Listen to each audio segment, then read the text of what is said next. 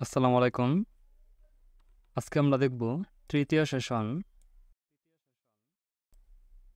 স্বচ্ছতা ও জবাবদিহিতা নিশ্চিন্তে নীতিমালা।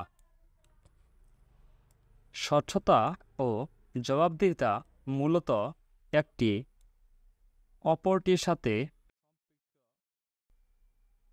সম্পৃক্ত। আমরা যখন কোনো তথ্য বা সেবা সম্পর্কে জানতে চাই, তা অবমুক্ত রাখাটা যেমন স্বচ্ছতার পর্যায়ে পড়ে, ঠিক সেই গ্রহণের প্রতিটি ধাপে আমাকে জানানোর দায়িত্ব হলো সেই প্রতিষ্ঠান বা সেবা প্রদানকারী সংস্থার জবাবদিহিতার অন্তর্ভুক্ত। প্রতিষ্ঠানের সকল কর্মকাণ্ডের স্বচ্ছতা নিশ্চিত করা মানে জবাবদিহিতা নিশ্চিত করা। ডিজিটাল মাধ্যমে এই স্বচ্ছতা নিশ্চিত করা যায় সবচেয়ে কার্যকরভাবে, কেননা এখন প্রতিটি নাগরিকই কম বেশি ডিজিটাল মাধ্যম ব্যবহারে অভ্যস্ত। প্রত্যেকটি প্রতিষ্ঠানের নিজস্ব ওয়েবসাইট বা পোর্টালে তাদের সেবা সম্পর্কিত সকল তথ্য উন্মুক্ত রাখা আছে। কোথায়, কার কাছ থেকে, কী প্রক্রিয়ায়, কতদিন মাধ্যমে একটি সেবা পাওয়া যাবে তা খুব সহজে বোঝা যায়। এভাবে তথ্য উন্মুক্ত রাখার পদ্ধতিকে সিটিজেন চার্টার বলে। প্রত্যেক প্রতিষ্ঠানের জন্য স্বচ্ছতা ও জবাবদিহিতা নিশ্চিত কীভাবে করতে হবে তার জন্য সরকারি নীতিমালা রয়েছে। সকল সরকারি ও বেসরকারি সংস্থার স্বচ্ছতা ও জবাবদিহিতা নিশ্চিতকরণের লক্ষ্যে তথ্য অধিকার আইন 2009 প্রণীত হয়। তথ্য অধিকার আইন 2009 সনের 20 নং আইন। এটা তোমরা নিজে একটু পড়ে নিবা। এখন দেখো, নিচের ছকে তথ্য অধিকার আইন অনুসারে আমরা প্রতিষ্ঠানের স্বচ্ছতা ও জবাবদিহিতা নিশ্চিতকরণে কি কি করতে পারি আর কি করতে পারি না তার কয়েকটি পয়েন্ট উল্লেখ করি। এখানে দেখো কি করতে পারি, এখানে কি করতে পারি না। চলো আমরা ছকটি পূরণ করে আসি।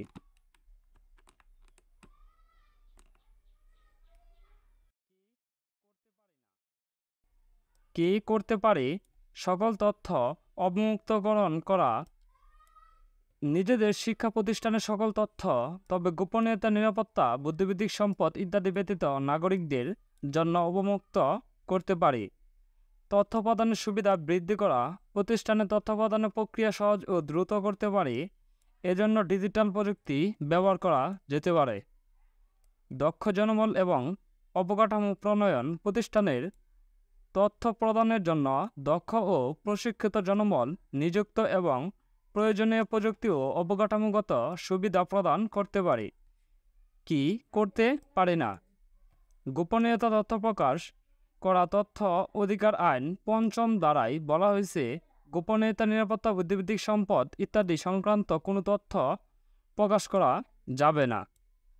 ভুল বা বিভ্রান্তি তথ্য প্রদান করা। তথ্য অধিকার আইনের ৭ম ধারায় বলা হয়েছে যে তথ্য প্রদানের ক্ষেত্রে সঠিক নির্ভুল তথ্য প্রদান করতে হবে। ভুল বা বিভ্রান্তিকর কোনো তথ্য প্রদান করা যাবে না। প্রভাবশালীদের জন্য বিশেষ সুবিধা প্রদান করা। তথ্য অধিকার আইন ১২০০ ধারায় বলা হয়েছে যে সকল নাগরিকদের জন্য তথ্য প্রাপ্তির অধিকার সমান, প্রভাবশালীদের জন্য বিশেষ সুবিধা প্রদান করা যাবে না। এবার আমরা নিজেদের এলাকার স্থানীয় সরকারি সংস্থার একটি ওয়েবসাইট ভিজিট করে দেখে আসব যে স্বচ্ছতা ও জবাবদিহিতা নিশ্চিত করতে সেই ওয়েবসাইটে কী কী তথ্য ও সেবা প্রদানের সুযোগ রাখা হয়েছে। এখানে দেখো, উপজেলা পরিষদ ভবন। চলো আমরা গুগলে গিয়ে সার্চ দিয়ে দেখে আসি।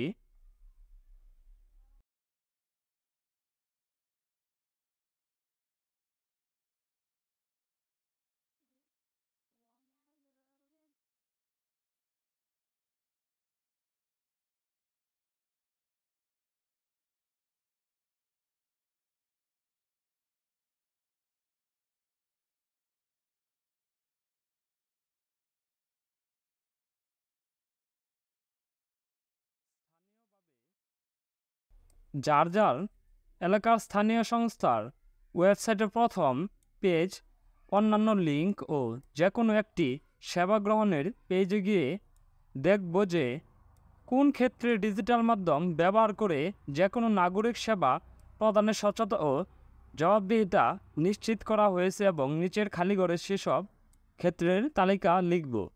চলো আমরা এখানে তালিকাগুলো লিখি।